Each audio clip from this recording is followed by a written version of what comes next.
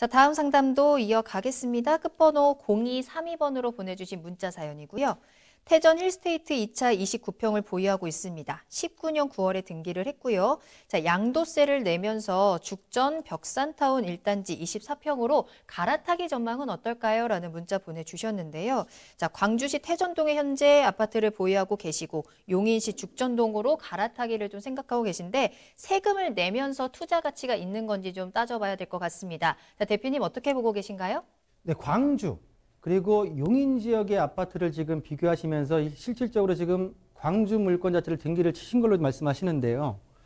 자, 잠깐 보겠습니다. 광주 지금 그 태전동 힐스테이트 같은 경우에 2019년도 8월 달에 준공이 떨어진 아파트입니다. 새 건물이죠.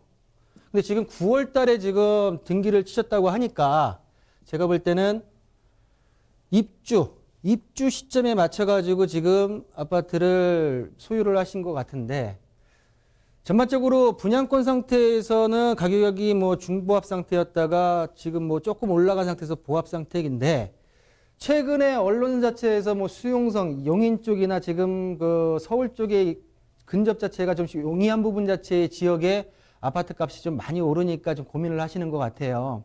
그러면 비과세라는 부분 자체, 양도세에 대한 비과세 혜택을 안 받고라는 거는 그러면 일단은 양도 차익이 어느 정도 낮다는 생각이 좀 드는데요. 그렇다고 하더라도 제가 볼 때는 2019년도 9월 달에 매입을 해서 현재 지금 3월이니까 한 6개월 만에 양도 차익이 그렇게 크게 나진 않았을 거라고 보여지고요. 그러면 용인을 지금 보시는 이유가 어느 정도 지금 그 아파트에 있어서 가격대가 어떻게 올라가 있는지 좀 한번 볼 필요가 있을 텐데요. 자, 보면은 용인 죽전동이죠. 죽전동의 신분당선이 지금 바로 보이네요. 동천역 부분 자체가 있고 바로 인근에 벽산 아파트가 있습니다. 자, 보시는 대로 아까 전에 태전동 힐스테이트보다는 새 건물이긴 하지만은 낡은 건물이긴 하지만은 가격대 부분 자체가 계속 지금 꾸준하게 올라간 부분 자체가 보일 수가 있고요. 24평대 현재 지금 4억 8천에서 실거래가가 지금 5억대까지 5억 3천까지 올라가 있습니다.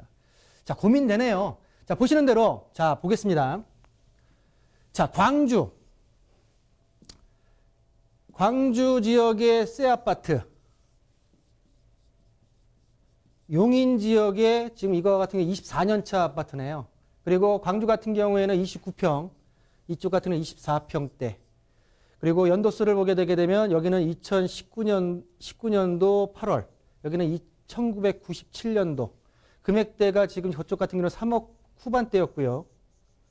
여기 같은 경우는 지금 4억, 5억 정도를 봐야 되고요. 자, 중요한 거는 뭐냐면 지역을 봤을 때, 물건을 봤을 때는 태전동께 우위에 있습니다. 그렇지만 물건에 따라서 가격대가 올라가는 거는 어떤 지역적인 동일성 자체가 있어야지 비교가 가능한 건데 일단은 지역적인 동일성 부분 자체가 없는 지역입니다. 자, 광주 같은 경우에는 비규제 지역입니다. 용인 같은 경우에는 조정대상 지역, 규제 지역이죠. 규제 지역이지만 가격대가 많이 올라갔습니다. 그 이유는 뭐냐면 제가 지난 시간에서도 뭐 상식적인 부분 자체 말씀드렸지만 경기도권 그리고 인천 지역 같은 경우에는 수도권 같은 경우에는 서울 업무 지역이나 강남 쪽으로 진입할 수 있는 용이성 부분 자체, 접근성 부분 자체가 가장 집값에 영향을 주기 때문에 제가 볼 때는 새 아파트긴 하지만 갈아타기를 하셔야 된다고 하게 되면 지역적인 변경이 필요하다 생각이 들고요. 그리고 자금력에 따라서